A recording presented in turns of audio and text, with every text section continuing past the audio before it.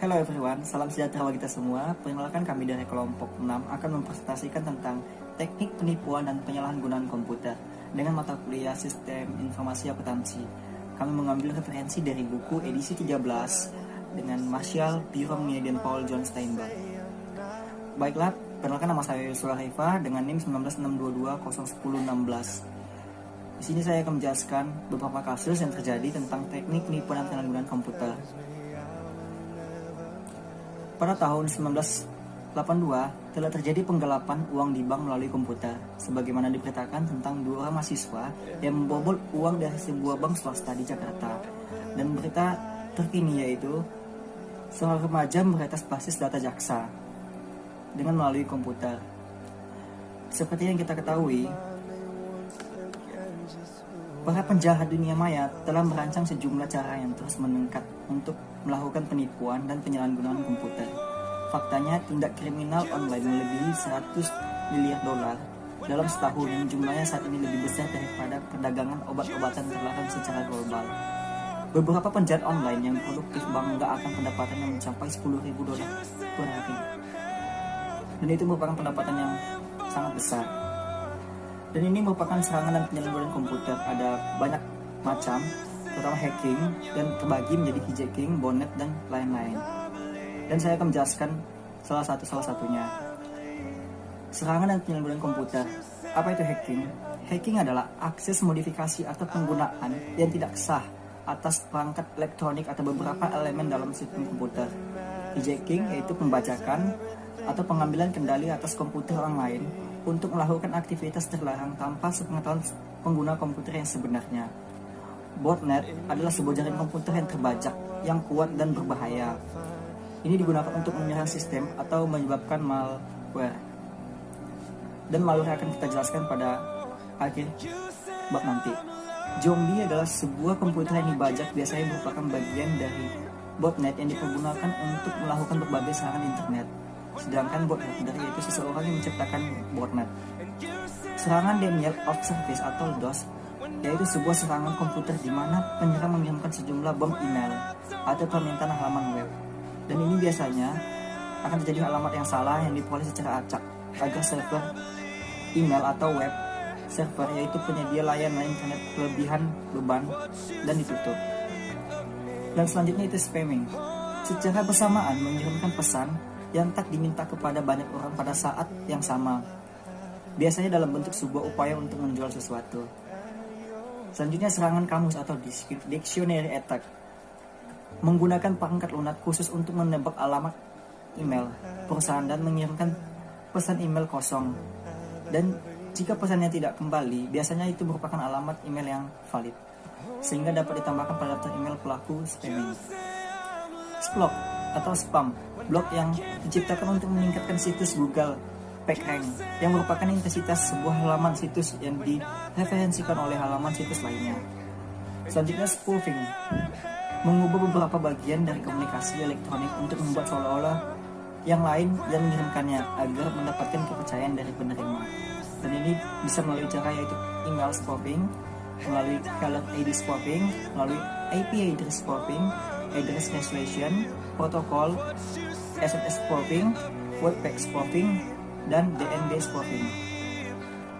Selanjutnya serangan zero day atau zero day attack, yaitu sebuah serangan di antara waktu kerentanan sebuah perangkat lunak baru ditemukan dan merilisnya sembarangan. Dan saat pengembangan perangkat lunak merilis patch untuk memperbaiki masalah.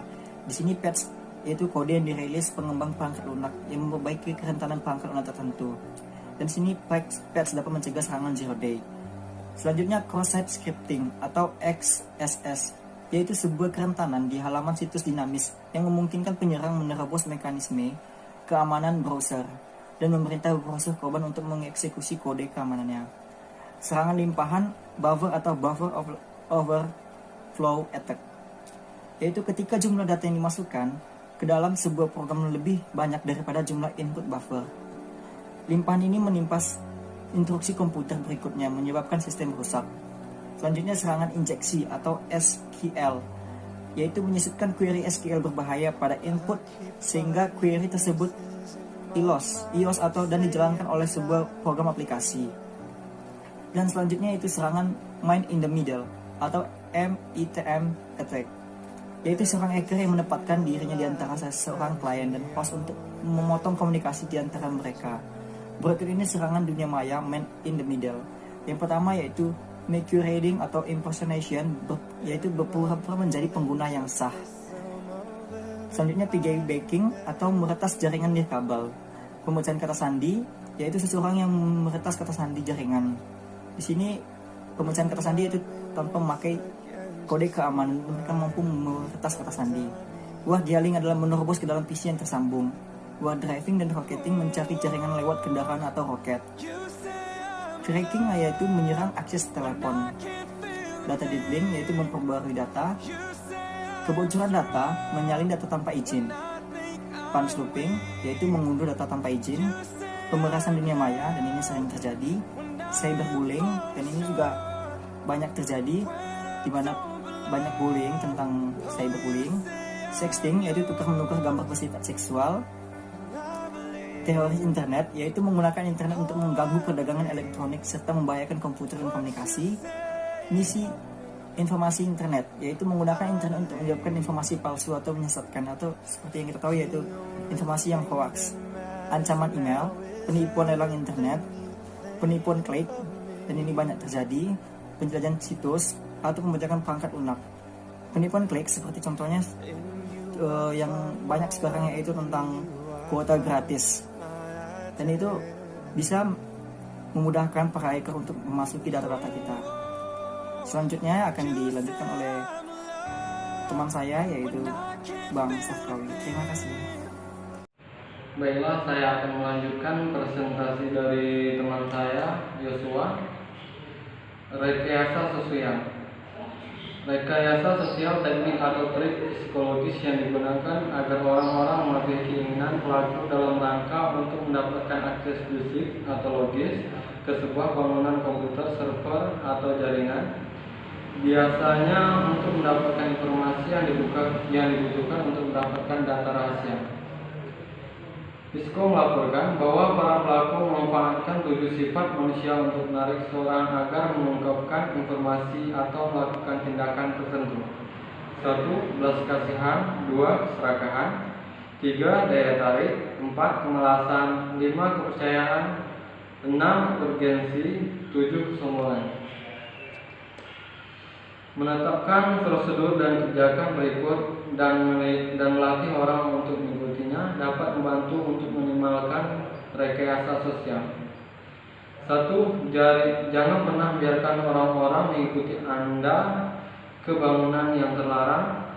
2. Jangan login ke komputer lain, terutama jika Anda memiliki akses administratif. 3. Jangan pernah memberikan informasi sensitif melalui telepon atau email. 5. Waspadalah bila orang yang tidak Anda kenal berusaha mendapatkan akses melalui Anda. Isu dan teknik rekayasa sosial. Menawarkan sesuatu yang berdalih agar korban mau membocorkan datanya. Penipuan dalam penjualan, tidak pernah mengirim barang, menyamar sebagai perusahaan dan dengan mengirim pesan dan menyuruh korban untuk verifikasi. Korban memasukkan data rahasia melalui telepon. Kegiatan yang dilakukan pada waktu kredit klien mengarahkan lalu lintas situs web ke situs web palsu. Mengganggu atau menonaktifkan titik akses yang sah. Menyiapkan situs web dengan nama sama. Mencoba mengecoh orang-orang ke dalam situs web. Situs yang tidak digunakan diinginkan menggunakan kode QR.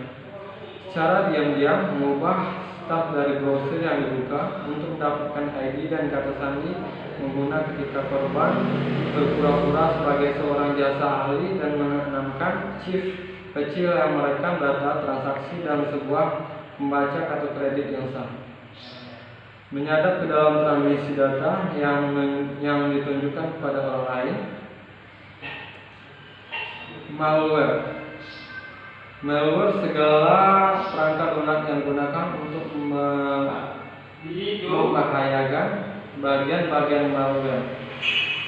Software Perangkat lunak yang secara diam-diam mengawasi dan mengumpulkan informasi pribadi mengenai pengguna dan mengirimkan kepada orang lain.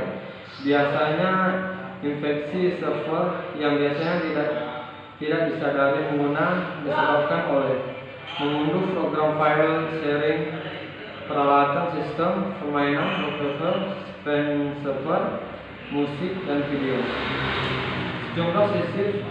Sejumlah situs secara diam-diam mengunduh software. Hal ini disebut dengan drift by downloading.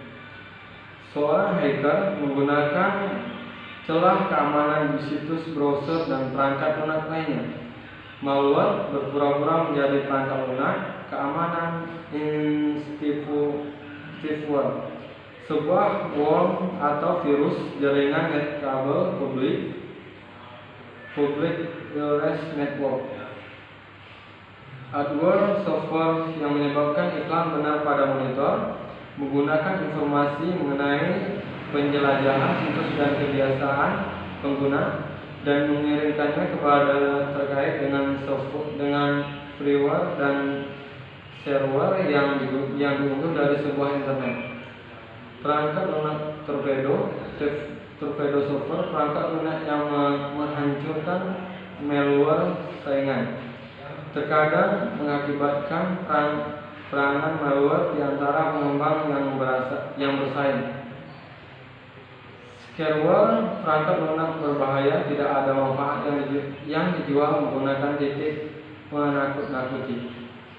Ransomware, perangkat lunak yang menskripsi program dan data sampai sebuah tebusan dibayarkan untuk menghilangkannya. Keylogger, perangkat lunak yang merekam aktivitas komputer. Seperti keylogger pengguna email dikirim ke dan diterima situs web yang dikunjungi, dan partisipasi pada sesi obrolan. Third host, satu set instruksi komputer yang tidak diotorisasi dalam sebuah program yang sah dan berfungsi dengan sistematinya. Bom waktu time bom logics bom, sebuah program yang tidak aktif hingga beberapa keadaan atau suatu waktu tertentu memicunya. Sebuah dipicu program akan menyabotase sistem dengan menghancurkan program atau data. Pintu jebakan, trapdoor, pintu belakang backdoor, sebuah set instruksi komputer yang memungkinkan pengguna untuk memotong kendali normal sistem. Paket sniffer, program yang menangkap data dari paket informasi saat merekam melintas jaringan internet atau perusahaan. Data tangkapan disaring untuk menemukan informasi rahasia dan hak milik. Program stereografi, sebuah program yang dapat menghubungkan informasi rahasia dengan sebuah file yang terlihat tidak berbahaya. Kata sandi melindungi file ulang. Host file masih dapat didengar atau melihat karena indera penglihatan dan pendengaran manusia tidak cukup sensitif untuk mendapati sedikit penurunan kualitas gambar atau suara. Spoofing, penggunaan tanpa izin atau program khusus untuk memotong. Virus, sebuah program data kode dapat mendeteksi yang melakukan dirinya ke sebuah file, program, atau beberapa komponen sistem lainnya yang dapat dieksekusi. Ketika program tersembunyi terpicu, virus membuat perubahan data izin agar sebuah sistem beroperasi. ROM serupa dengan virus, kecuali jika ia adalah sebuah program, bukan sebuah segmen kode yang membunyikan dalam sebuah program host. ROM juga mengadakan dirinya sendiri secara otomatis dan secara aktif mengirimkan dirinya langsung ke sistem lain. Blonseving, pencuri daftar kontak, gambar, dan data lain dengan menggunakan cacat dalam aplikasi beton. Blogging, mengambil kendali atau menelpon orang lain untuk membuat atau mendengarkan panggilan, mengirim atau mencoba pesan teks menghubungkan ke internet.